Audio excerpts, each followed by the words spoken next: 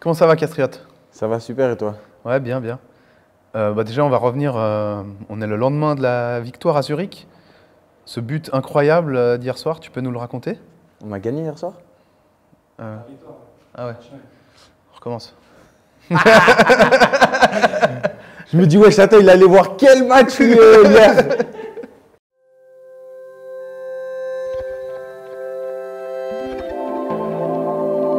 On est là au lendemain de ce match nul à Zurich avec ce but incroyable que tu mets sur coup franc dans les tout derniers instants du match. Raconte-nous un peu ce but d'hier. Non, c'est un but incroyable. Ça démarre mon championnat un peu depuis longtemps où j'étais un petit peu blessé. Puis je reviens dans le championnat avec un but et puis content d'avoir rapporté un point à Genève.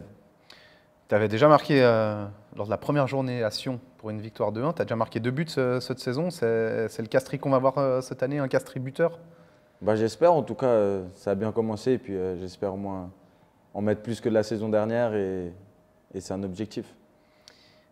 On va repartir un peu en arrière. Toi, tu commences le football à quel âge? Je commence le foot à l'âge de 5 ans au FC Mérin. Et ensuite, je fais tout mon parcours au Mérin. Et puis, je pars à l'âge de 14 ans à Servette.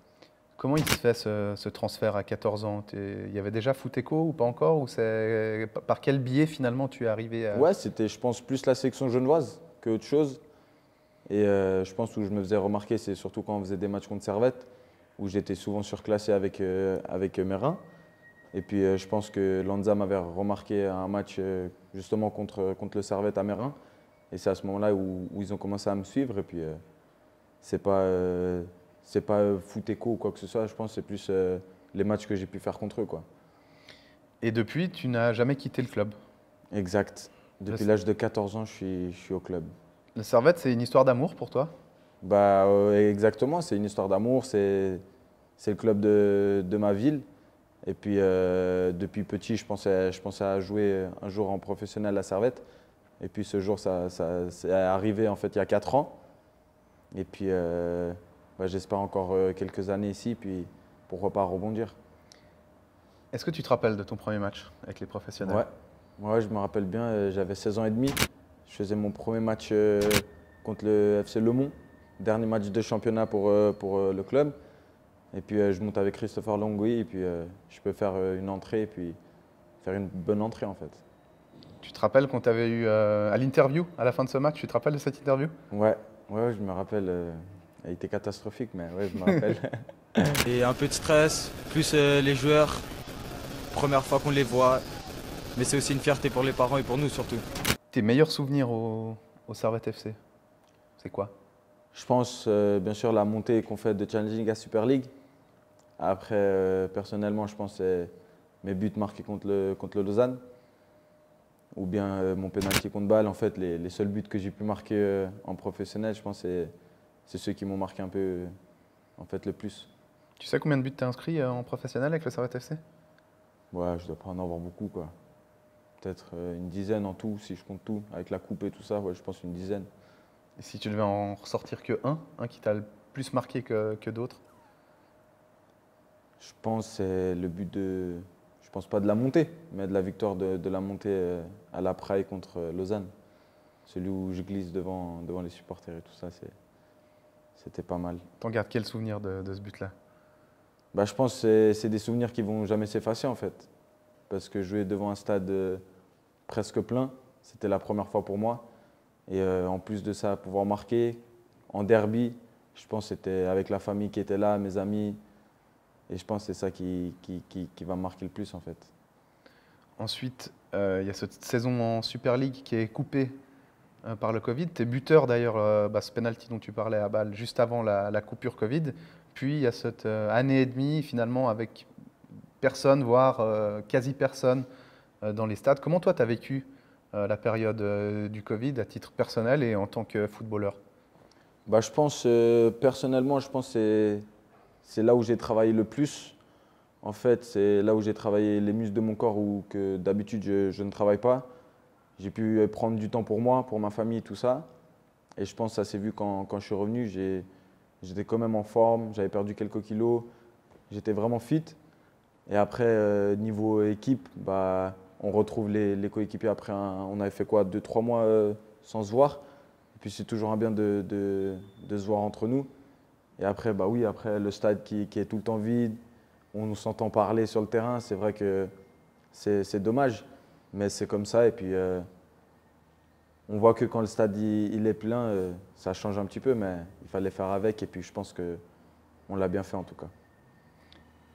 Bah, les gens, les supporters te connaissent bien sur un terrain, mais qui est Castriote Imeri finalement dans la vie de tous les jours?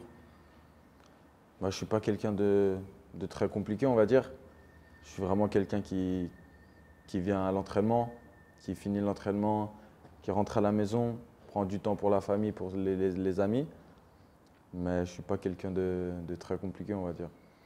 Tu es très famille, hein. Bon, c'est pour les gens qui te suivent par exemple sur les réseaux sociaux, on te voit souvent poster des publications avec ton petit frère. Tu as une relation spéciale avec lui ou... Ouais, bien sûr. Bah, je suis quelqu'un de très famille, comme tu l'as dit. Après, on est comme ça un petit peu dans la famille. Et puis, c'est vrai que depuis que ma sœur est partie vivre avec son mari, bah, c'est vrai que la relation que j'ai avec mon petit frère, elle est vraiment intense parce qu'on vit tous les jours ensemble, on dort ensemble. Donc oui, des fois, il y a des petites bagarres, mais ça, c'est normal. Mais non, ça se passe super bien. Et puis, c'est une joie de vivre, en fait, de le voir tous les jours sourire et qui parle de moi à ses amis comme si j'étais un petit peu son idole. Donc c'est vrai que ça me fait plaisir. Et puis d'être là pour lui, pour ses matchs, entraînements et tout ça, ça a créé beaucoup d'infinité, en fait, entre nous. Tu sens une responsabilité un petit peu vis-à-vis de lui? Ouais, bien sûr, bien sûr. Bien sûr, bah, depuis que je suis arrivé en professionnel, c'est des responsabilités qu'on prend un peu tous les jours. Pour les jeunes de Genève, pour mon petit frère qui me regarde tous les jours, qui vient à tous les matchs à la Praille. C'est une responsabilité énorme, mais je suis capable de le faire et puis je sais que j'ai les épaules pour, quoi. Parce que tu habites encore, donc tu disais, à la maison, dans la maison ou l'appartement familial Ouais, à Meyrin, c'est ça? exact. Ouais, j'habite toujours à Meyrin. J'ai toujours habité à Meyrin depuis 21 ans. Et puis, j'ai jamais quitté mes parents et puis je pense pas les quitter d'aussitôt, quoi. C'était ma prochaine question. Tu n'as pas envie finalement de quitter entre guillemets, le cocon familial pour aller prendre un appartement quelque part d'autre? Tu restes vraiment, vous restez figé, soudé Ouais, en bah, famille. comme je l'ai dit, je suis quelqu'un de très famille. Du coup, même quand je pars en sélection, des fois des 10 jours, j'ai besoin d'eux, j'ai besoin de les appeler, j'ai besoin de savoir s'ils vont bien. Donc, je ne me vois pas habiter à Genève, eux aussi, puis dans 2 appartements différents. Donc, c'est toujours bien pour moi et la famille d'être toujours ensemble, en fait. Ils viennent te voir à tous les matchs, quasiment, hein. Il me semble qu'on les voit souvent en tribune, ça c'est important aussi. Ouais, bah, depuis tout jeune, bah, depuis mes premiers touchés de balle, mes parents, ils ont toujours été là. Et puis encore plus quand j'avais besoin d'eux, en fait. Et puis dans les moments difficiles, ils ont toujours été là. Dans les moments faciles, bah, comme on dit, tout le monde est là, mais ma famille me soutient dans les mauvais et les bons moments. Et puis oui, après, les matchs à la Praille, c'est à la maison, donc ils sont toujours là. Après, s'ils peuvent se déplacer aussi. Mais c'est vrai qu'avec le travail, c'est un peu plus compliqué. Mais en tout cas, tous les matchs à la maison, ils sont là, ils sont présents. Tu parlais de ton rôle de grand frère sur un terrain. Alors tu dis si je me trompe, on a l'impression que tu as aussi un peu des grands frères sur le terrain. Je pense par exemple à Gaël Clichy, avec qui on voit que tu communiques beaucoup, même pendant les matchs sur le terrain. Quel est le rôle qu'a Gaël Clichy envers toi sur un terrain? Bah, c'est quelqu'un qui a fait une très grande carrière. Donc on est toujours content d'avoir un joueur aussi grand dans notre équipe.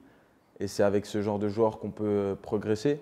Et je pense que tout le monde est au courant de ça. Et puis chacun tout le monde, quand ils ont une question, bah, ça va directement vers lui. Et je pense que même sur le terrain, c'est lui qui parle le plus.